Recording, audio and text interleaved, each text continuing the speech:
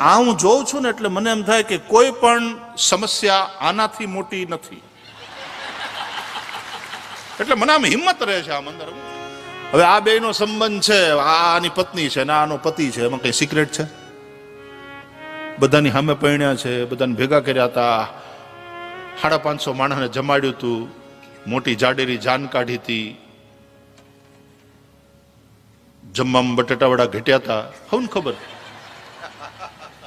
બધાને ખબર જ છે.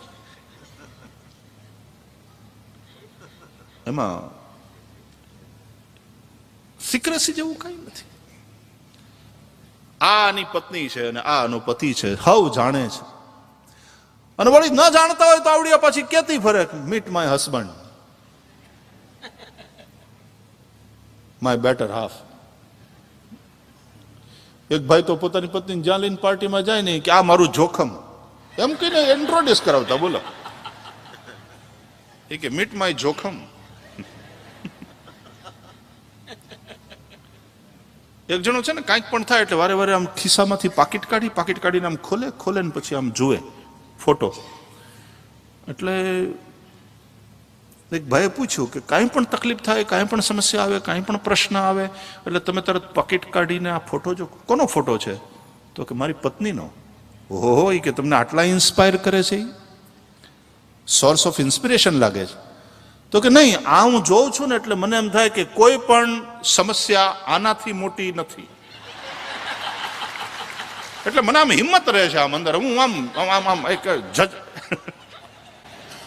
કાંઈ નહીં, ભરી પીશું, કાંઈ વાંધો નહીં, આને હું સાચવીને બેઠો છું તો આ સમસ્યા હું કાંઈ નહીં.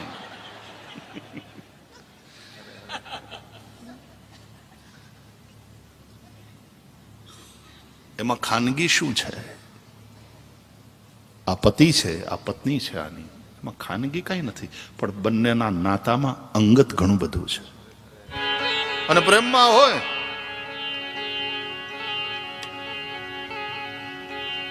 પત્ની સમજદાર હોય, એને ખબર જ છે કે ભાઈ મારો આ જે ધણી છે એ મારી એકલીનો નથી, બધાનો છે.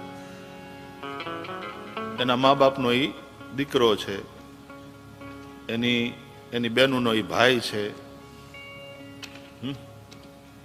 બધાનો એને ખબર હોય.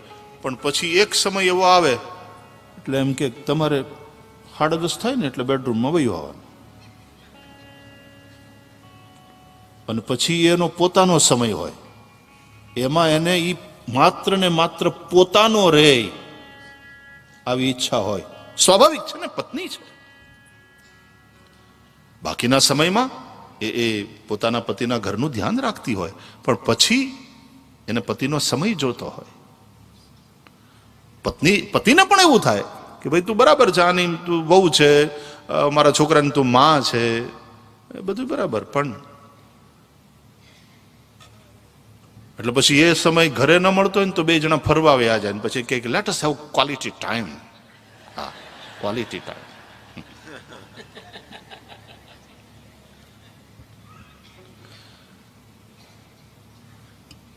ત્યાં પછી પોતાનો લાગે એને, બોલે પણ બધાનો.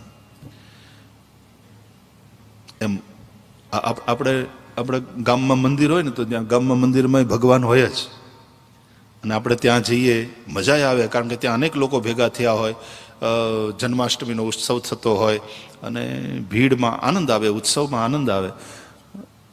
પણ ઈ મંદિરમાં જે ભગવાન છે ને બધાનો, પણ એનાથી આપણને સંતોષ ન થાય. આપણે આપણા ઘરમાં એક મંદિર તો બનાવીએ જ નાનકડું એવું, અને એમાં જે રાધા કૃષ્ણ બિરાજતા હોય આપણા પ્રેમમાં આવું પાછું થોડું આપણું આંગત હોય એવું તો ખરું. ધણીના પૈસા પત્નીના જ છે, બરાબર, પણ તોય એને એમ થાય કે મારું કંઈક આંગત હોય તો સારું. પોતાનું ખાતું, અને પછી થોડીક વાર પોતાને એમ થાય કે હું કમાઉં, ચાલ હું પણ થોડુંક કમાઉં, હું પોતે કમાઉં, હું બાબતમાં થોડું આમ સ્વતંત્ર થવા માંગુ છું, એવું અને થોડુંક રહે, આ પૈસા મારા. ભગવાન બધાના છે, વાત સાચી, પણ એ પાછો ભગવાન કોક જગ્યાએ માત્ર આપણો હોય. પ્રેમ એવું ઈચ્છે. અને ત્યારે મીરા કહી શકે મેરે તો ગિરધર ગોપાલ. તેનો અર્થ એમ નથી કે ખાલી મારો જ છે, બીજા કોઈનો નહીં. ના, એટલા માટે કોઈ કહ્યું કે મીરા અને કૃષ્ણનો જે સંબંધ છે એમાં ખાનગી કાંઈ નથી, પણ અંગત ઘણું બધું છે. મીરા અને કૃષ્ણનો સંબંધ એમાં સિક્રેસી જેવી કોઈ વાત નથી. મીરા પણ કહે છે અબ તો બાત ફેલ ગઈ, હોની હોશ હોઈ, મેરે તો ગિરધર ગોપાલ દૂસરા ન કોઈ. એમાં સિક્રેસી જેવી કોઈ વાત નથી, પણ એમાં પ્રાઇવસી તો છે. પ્રાઇવસીની વાત તો બધાને ગમે.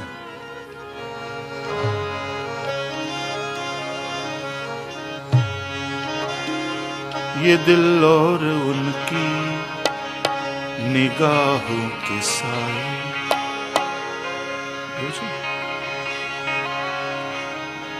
ये दिल और उनकी निगाहों के साए मुझे घेर लेते हैं बाहों के साए, मुझे घेर लेते हैं बाहों के साए.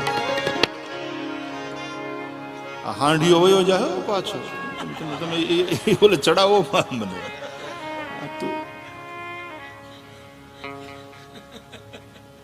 આ તમારા લખણ બહુ હારા નથી બાલાભાઈ. વચ્ચે આવું વગાડી વગાડીને મને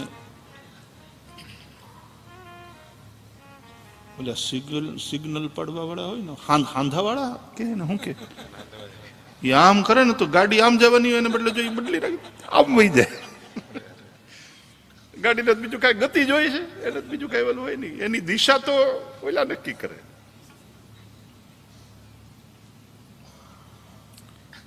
બાલકૃષ્ણ પ્રભુ તમને નમસ્કાર. વાહ, નહીં સારું ગીત છે. ये दिल ये मन और उनकी निगाहों के साए, એની આંખો એમાંથી વરસતો પ્રેમ, એની કૃપા દ્રષ્ટિ મુझे घेर लेते. તું કારણભૂત છે આનામાં. It is all because of you. मुझे घेर लेते हैं बाहों. जगन्नाथ भगवान ने याद करो. मुझे घेर लेते हैं बाहों के साए. પછી આગળ આવડતું નથી.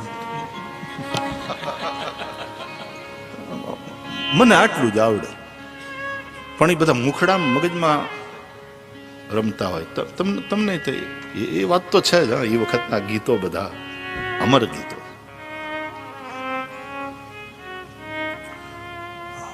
પહાડો કો ચંચલ હવા ચૂમતી હવા, નદી કા બદન ચૂમતી. એવું છે.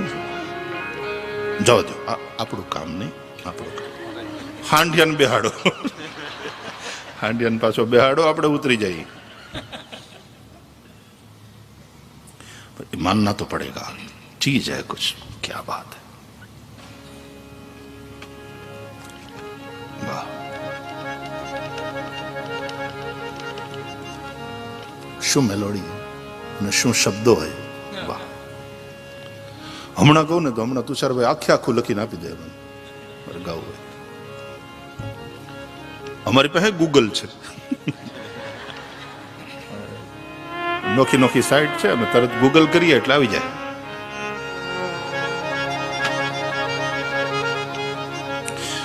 અત્યારે તો ગૂગલ ગુરુનો જમાનો છે. મીરા અને કૃષ્ણનો સંબંધ એમાં ખાનગી કઈ નથી, પણ મીરા અને કૃષ્ણનો સંબંધ એમાં અંગત ઘણું બધું છે. પ્રેમી ભક્ત કૃષ્ણ બધાના, પણ છતાં મારો કૃષ્ણ. એમાં દરેક સાધકની પોતાની જે અનુભૂતિઓ હોય છે, એનું એક અંગત જગત હોય છે અનુભૂતિઓનું.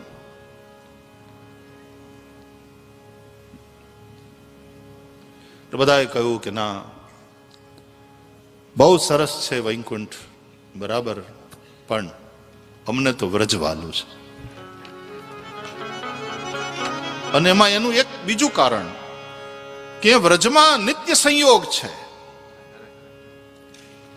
અહીંયા નિત્ય સંયોગ છે, પણ અમારે ત્યાં અહીંયા વૈકુંઠમાં તમારે નિત્ય સંયોગ છે, પણ અમારે વ્રજમાં તમે દિવસે વયા જાઓ ને એટલે અમે આખો દિવસ તપીએ તમારા વિરહ તાપમાં. અને તપ્યા પછી તમે જયારે હાનના ગાયો લઈને પાછા આવો,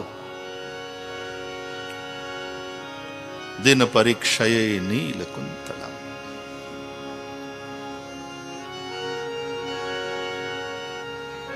પણ આમ કાળું પાણી ભરેલું વાદળું આકાશમાં ક્યાંક દેખાય અને દુકાળ પડ્યો હોય, ધોમ ધકતો તાપ હોય, તપેલી ધરતીના આમ ધરતીની અંદર તળાવોમાં ને એના બધા ચીરા પડી ગયા હોય ધરતીમાં, ખેતરમાં ઓલા દુકાળના બધા દ્રશ્યો દેખાડે ને આપણને, ક્યાંય વાદળું ન દેખાતું હોય અને પછી આટલી તપેલી એ ધરા અને સંતપ્ત લોકો, એમાંથી ક્યાંકથી એક કાળું વાદળું ચડી આવે. ઓલી ફિલ્મ હતી ને લગાન ને,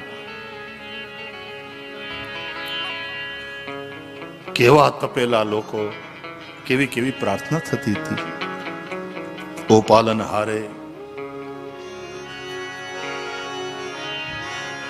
निर्गुण हो न्यारे,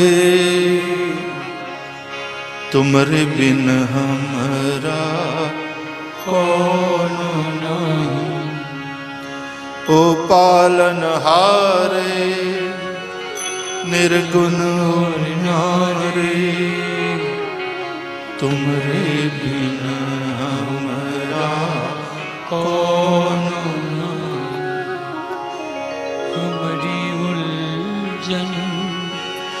सुलझाओ भगवन,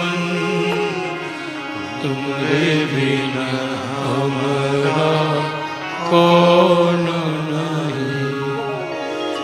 ओ पालनहारे निर्गुण न्यारे, तुमरे बिना हमारा कौन।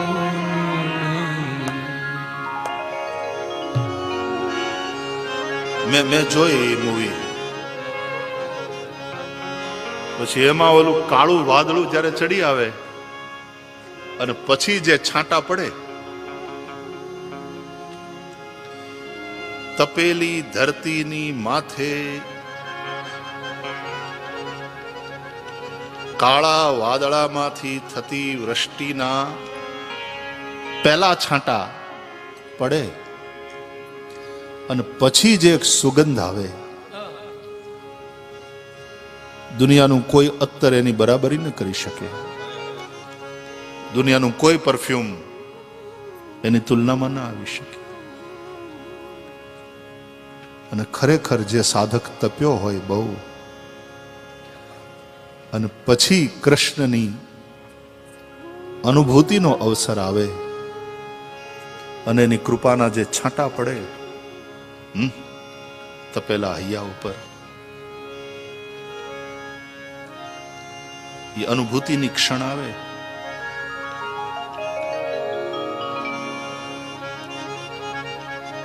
રામ કૃપા બિનુ સુલભન સુ,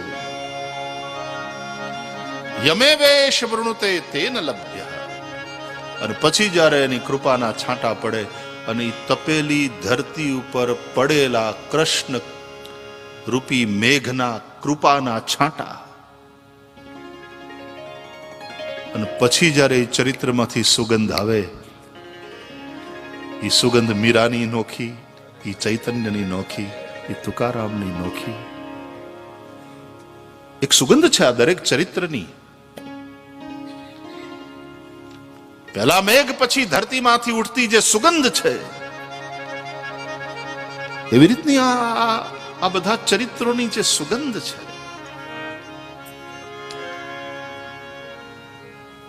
તથાગત બુદ્ધને જે જગ્યાએ અનુભૂતિ થઈ, જ્યાં જ્ઞાન થયું, જ્યાં અનુભૂતિ થઈ, એ સ્થાન, એ પીપળો, દુનિયાના તમામ બૌદ્ધ ધર્મીઓ માટેનું બહુ મોટું તીર્થસ્થાન થઈ ગયું. એ ધરતીની સુગંધ.